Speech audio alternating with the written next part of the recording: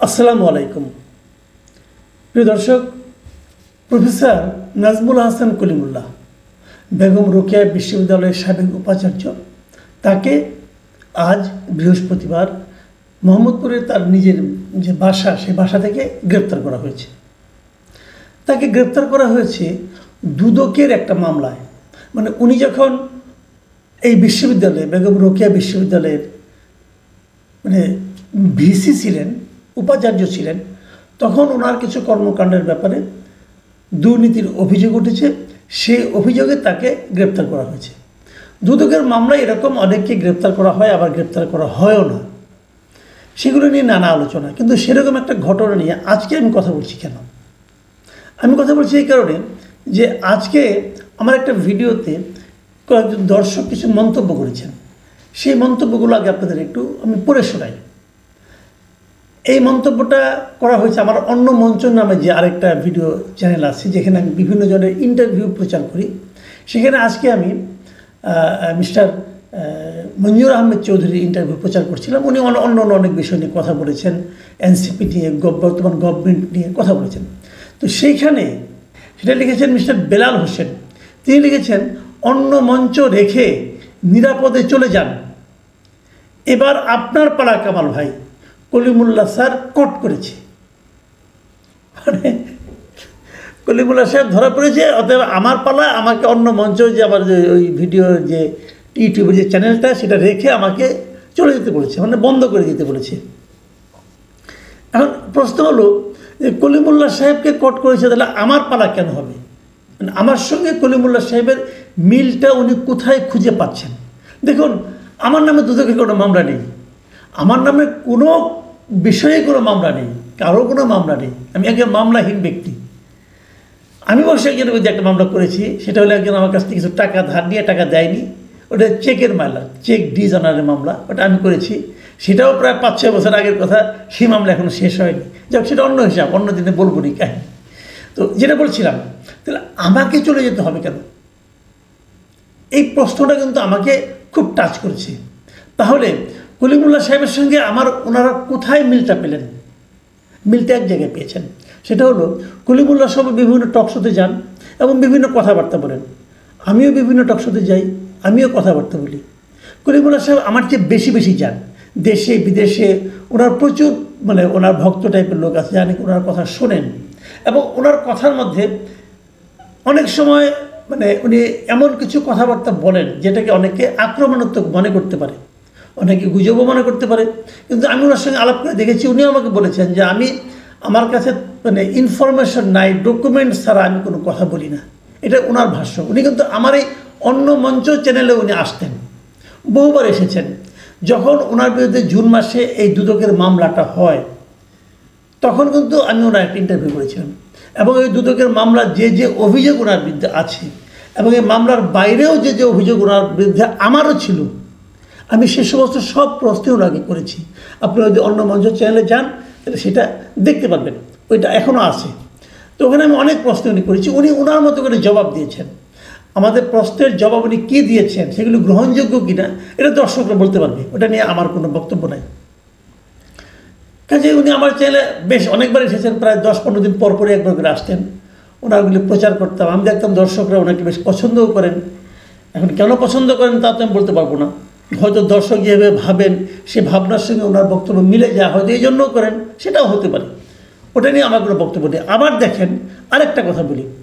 এই ঘটনার প্রেক্ষিতে আরেকজন লোক, উনি একজন সাংবাদিক, উনি আপনার এনটিভির একজন মানে বার্তা সম্পাদক, মিস্টার মুস্তফা খন্দকার। উনি একটা কমেন্ট করেছেন, ওনার ফেসবুকে একটা স্ট্যাটাস দিয়েছেন, পোস্ট দিয়েছেন। সেখানে উনি লিখেছেন, গুজবের ফ্যাক্টরি, কলিমুল্লাহকে গ্রেফতার করায় আইন শৃঙ্খলা বাহিনীকে সাধুবাদ।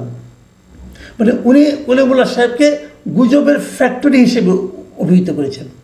যেহেতু কলিমুল্লাহ সাহেব প্রচুর গুজব ছড়ান এবং উনি গুজবের ফ্যাক্টরি, ওনাকে যেহেতু আটক করা হয়েছে, এই জন্য যারা আটক করেছেন তাদেরকে উনি ধন্যবাদ দিয়েছেন।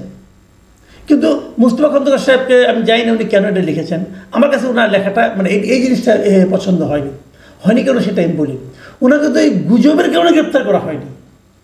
ওনাকে যদি আপনি যদি মনে করেন উনি গুজবের ফ্যাক্টরি, আপনি যদি মনে করেন ওনার কথাগুলি গুজব, কোনো তথ্য নাই, কোনো ভিত্তি নাই যদি মনে করেন আপনি, তো সেক্ষেত্রে ওনাকে যদি এই কারণে গ্রেপ্তার করা হতো তাহলে আপনি আনন্দিত হতে পারতেন। তা তো হয়নি। ওনাকে গ্রেপ্তার করা হয়েছে আরও অনেক আগের। উনি আপনার রোকেয়া বিশ্ববিদ্যালয়ে ভিসি ছেড়েছেন, সেটাও তো প্রায় কয়েক বছর হয়ে গেল।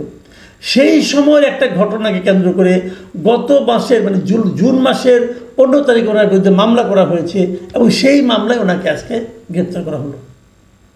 এখন আমি যদি বলি যে উনি ওই ভিসি পদ ছাড়া উনি যখন ভিসি ছিলেন তখন মনে করা হতো উনি হয়তো সরকারের সুবিধা মানে আওয়ামী লীগ সরকারের সুবিধাভোগী একজন লোক, এবং ওই পদ ছাড়ার পরে আমরা দেখেছি গত সরকারের মানে আওয়ামী লীগ সরকারের শেষ দিকে উনি কিন্তু আওয়ামী লীগের প্রচুর সমালোচনা করতেন এবং সেগুলোকে লোকে বাহবা দিত।